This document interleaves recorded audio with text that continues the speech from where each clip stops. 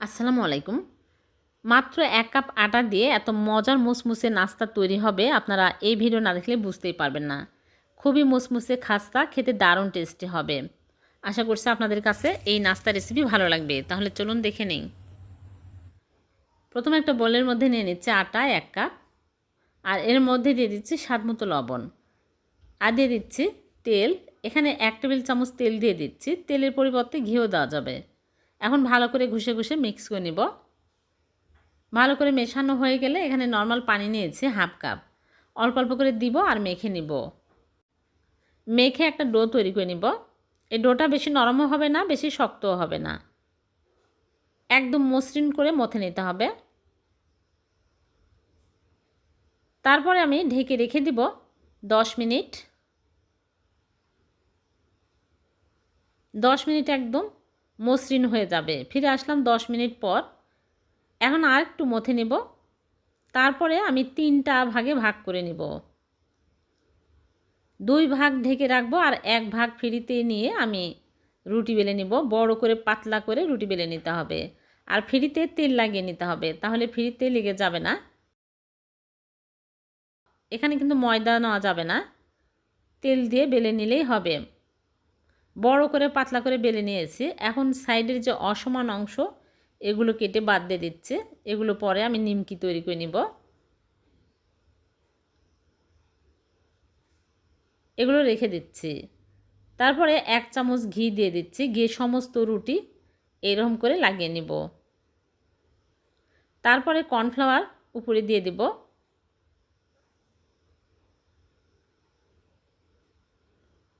এরকম করে লাগিয়ে নিলাম সমস্ত রুটি। এখন আমি রোল করে নিব। ভালো করে চেপে চেপে এরকম করে রোল করে নিতে হবে।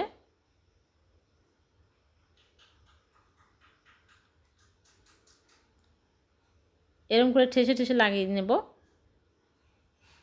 তারপর আমি কেটে নিচ্ছি। একটা করে নিয়ে এরকম করে নিচের অংশ এরকম করে চেপে চেপে লাগিয়ে নেব, আর এরকম করে ভাঁজ করে নেব। সবগুলো এরকম করে নিচ্ছি, তাহলে উপরে লেয়ার লেয়ার হবে।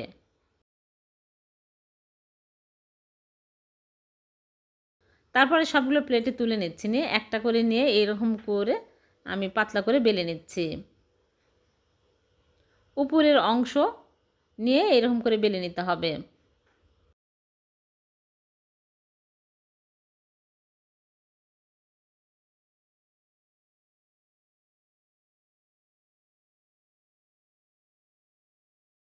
এখন তেলে ভেজে নেব।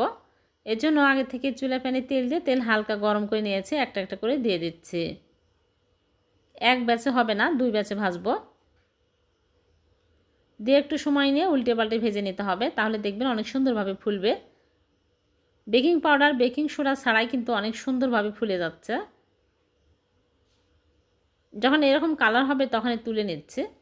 পুড়িয়ে ফেলা যাবে না, এরকম হালকা কালার হলেই তুলে নিতে হবে।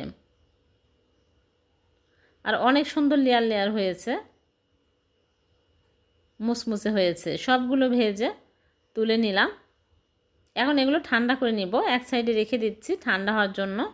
আর এদিকে আমি চিনি শিরা তৈরি করব। আপনারা চাইলে এরকম করেও খেতে পারবেন, নিমকির মতো লাগবে। এখন আমি চুলায় প্যান বসিয়ে চিনি দিয়ে দিচ্ছি হাফ কাপ, আর পানি হাফ কাপ। এলাচের গুঁড়া সামান্য পরিমাণে দিয়ে নেড়ে চেড়ে জাল করে বলক তুলে নিব। ভালোভাবে বলক চলে আসলে এর মধ্যে দিয়ে দিচ্ছি। সবগুলো দিয়ে একটু নেড়ে চেড়ে নিলেই দেখা যাবে যে একদম চিনি শিরা ঘন হয়ে গায়ে গায়ে লেগে যাবে। বেশি সময় লাগে না, খুব তাড়াতাড়ি হয়ে যায়। এখন এই অবস্থায় চুলা থেকে নামিয়ে নিব। ঠান্ডা হওয়ার পরে চিনিগুলো একদম গায়ে গায়ে লেগে যাবে। চুলা থেকে নামিয়ে ঠান্ডা করে নিয়েছি। এখন তুলে আপনাদেরকে দেখাচ্ছি কতটা মজার হয়েছে।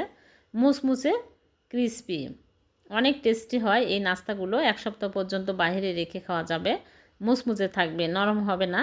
উপর দিয়ে বাদাম কুচি দিয়ে সাজিয়ে নিলাম। একটা ভেঙে আপনাদেরকে দেখাচ্ছি কতটা মুসমুসে ক্রিস্পি হয়েছে। খেতে কিন্তু দারুণ টেস্টি হয়, আর খুব সহজে বানানো হয়ে গেল মাত্র 10 মিনিটে। ভিডিওটি ভালো লাগলে লাইক কমেন্ট শেয়ার করে দেবেন। আবার দেখা হবে। আল্লাহ হাফেজ।